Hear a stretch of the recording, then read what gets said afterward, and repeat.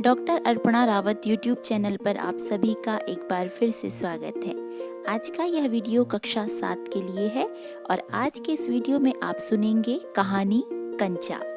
कहानी में एक छोटा बच्चा है जिसका नाम है अप्पू।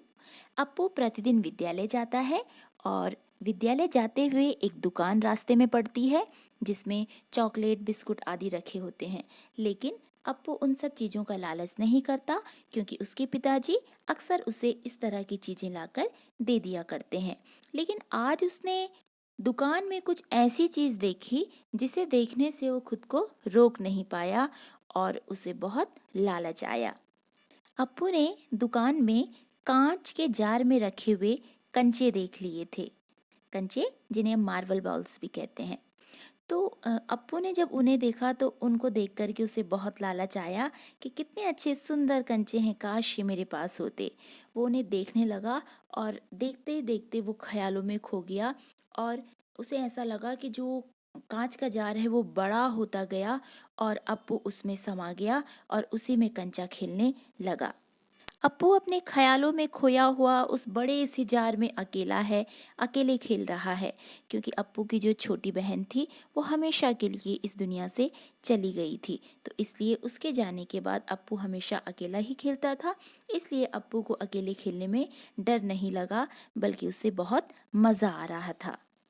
वह कंचों को ध्यान से देख रहा था और खोया हुआ उन्हीं के अंदर डूबा हुआ था। अचानक से आवाज़ आई, लड़के तो उस कांच के जार को नीचे गिरा देगा। वो चौंक गया। अब अप्पू वापस अपनी दुनिया में आ गया। दुकानदार ने उससे पूछा क्या कंचा चाहिए, लेकिन उसने मना कर दिया।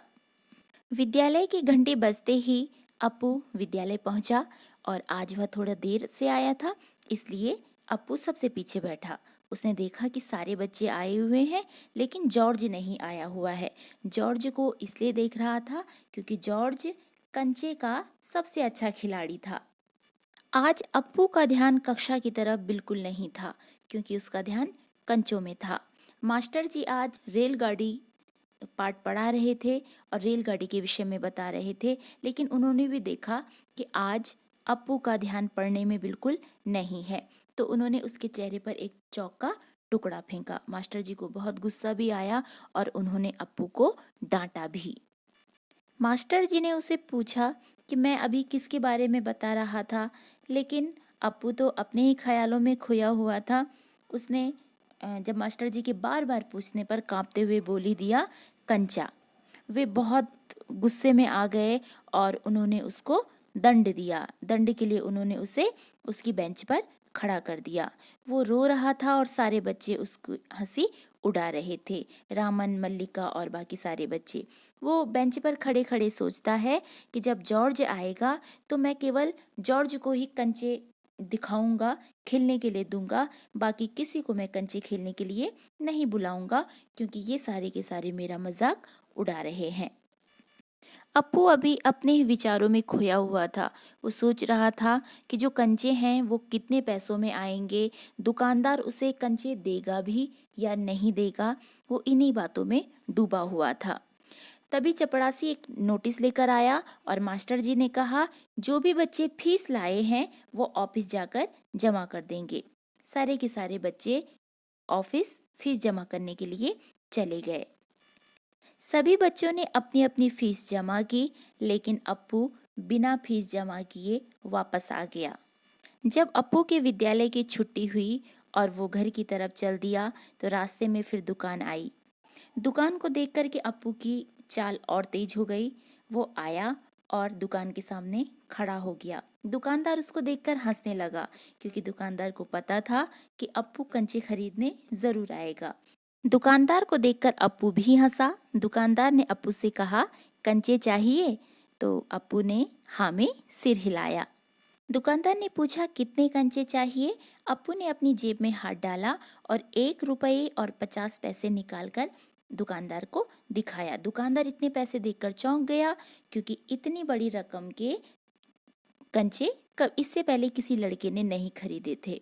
वो उसे पूछता है कि इतने सारे कंचों की ज़रूरत क्या है, लेकिन वो कहता है कि मैं नहीं बताऊंगा। दुकानदार सोचता है कि शायद सारे बच्चे मिलकर खरीद रहे होंगे, इसलिए इतने सारे पैसे के एक साथ ले रहा है। दुकानदार ने अप्पू को पूछा, क्या तुम्हें कंचा खेलना आता है? अप्पू को कंचा खेलना नहीं आता था। तो दुकानदार कहता है तो फिर? तो अप्पू को बहुत अजीब लगता है कि ये दुकानदार मुझसे कैसे कैसे सवाल पूछ रहा है। वो कहता है दे दो। तो दुकानदार और अप्पू दोनों हंसने लगते हैं। फिर जो अप्पू है वो कागज की पोटली में कंचों को रख करके चलने लगा। कंचों की पोटली हाथ में रखकर अप्पू बहुत खुश था। अचानक अप्पू सोचता है कि जो कंचा मैंने पहले देखा था जिसमें एक हरे रंग की लकीर थी, क्या सभी कंचों में वैसी ही लकीर होगी? इसलिए उसने रास्ते में पोटली खोलकर देखने का निश्चय किया। जब उसने पोटली खोली तो सारे कंचे बिखर गए और सड़क के बीचों बीच में पहुंच गए। अब अप्पू ने सोचा क्या करे, तो वह सड़क पर बैठकर अपने कंचों को एक एक करके उठाने लगा।